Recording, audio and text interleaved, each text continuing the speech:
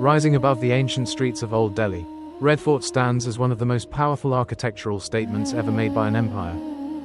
Its vast walls of red sandstone stretch for more than 2 kilometers, rising in places to over 30 meters high, not merely as fortifications, but as a declaration of authority, ambition, and cosmic order.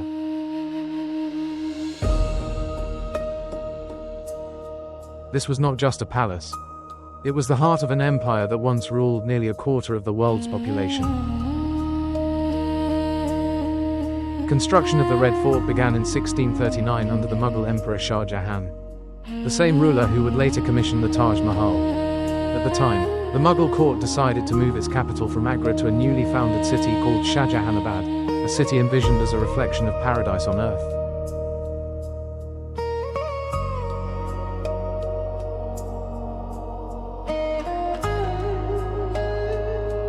The fort was designed not only for defense, but for ceremony, beauty, and meaning. Every wall, gate, garden, and water channel followed a carefully planned symbolism, where architecture mirrored the structure of the universe itself. As the morning sun rises over the city, its light touches the Lahori Gate, the main ceremonial entrance. The stone slowly shifts in color, from deep crimson to warm gold. Modern traffic noise fades into the background, and for a moment, it becomes possible to imagine another world. A world of elephants adorned in silk, of royal processions, of drums and trumpets announcing the arrival of power.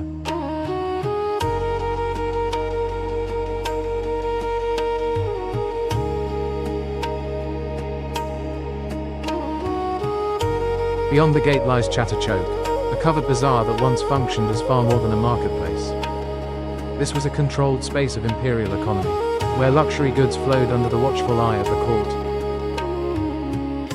Fine textiles, rare perfumes, gemstones, and jewelry reinforced not only wealth, but hierarchy. Every purchase, every movement, was part of the empire's rhythm.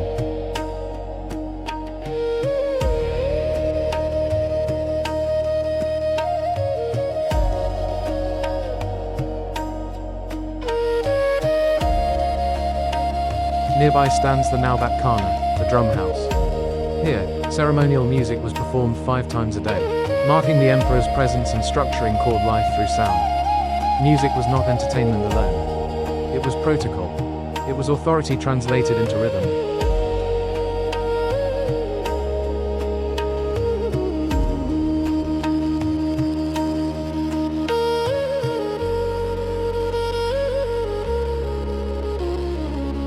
At the center of the complex lies the Diwan-i-Am, the hall of public audience. This was where the emperor appeared before thousands of subjects. Seated beneath a marble canopy, he listened to petitions, delivered judgments, and embodied the ideal of divine justice on earth.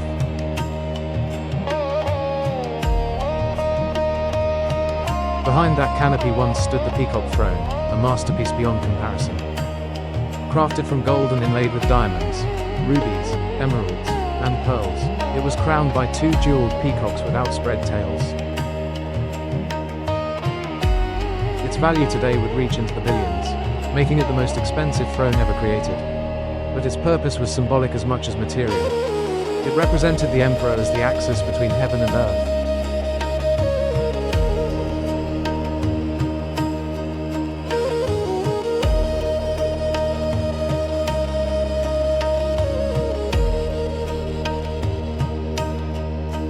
Behind the public spaces lies another world, hidden from the crowds.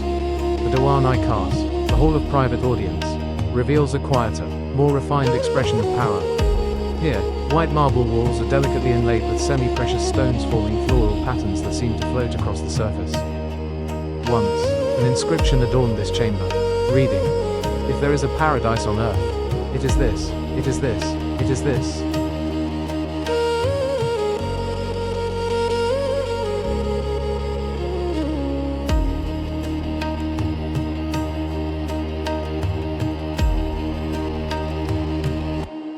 Running through the palaces is the Nahr-i-Bihisht, the stream of paradise.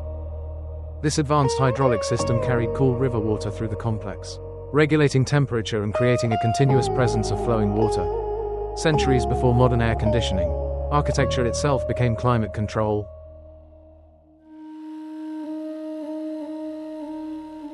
In the Rang Mahal, the palace of colors, painted ceilings and colored glass reflect endlessly in shallow pools.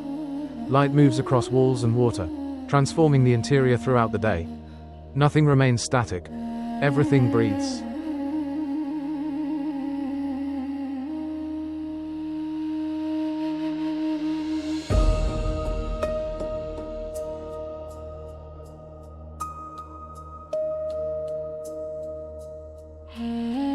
Court life within these walls followed a strict and elaborate rhythm.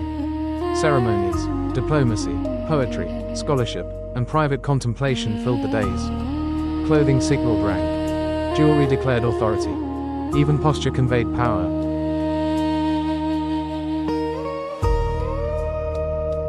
Yet beneath this perfection lay fragility.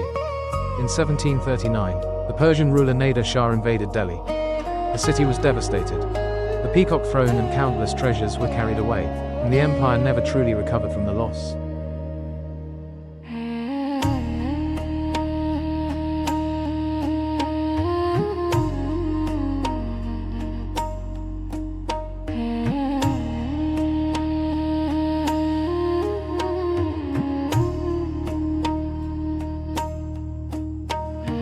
By the 19th century, the Red Fort had become a shadow of its former self. After the uprising of 1857 against British rule, many of its palaces and gardens were destroyed or repurposed. Silence replaced ceremony.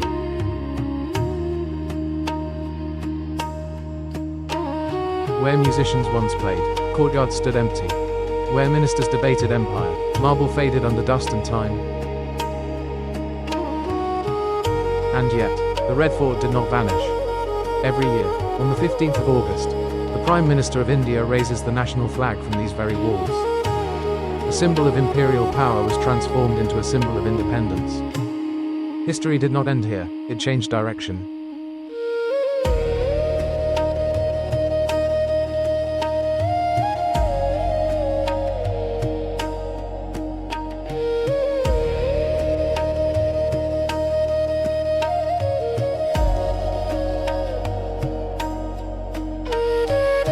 Today, as sunlight moves slowly across domes and pavilions, the Red Fort is no longer the seat of absolute rule.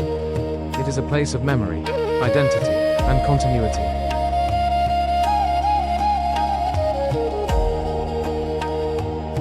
The stones still retain the warmth of the sun. The arches still frame the sky. The water channels still mirror passing clouds.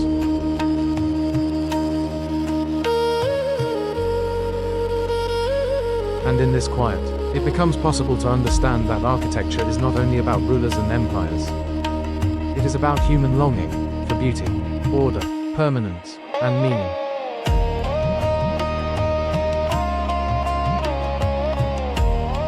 Thank you for walking through the Red Fort with us. Subscribe to continue this journey into the world's most magnificent palaces, where history, art, and emotion meet once more.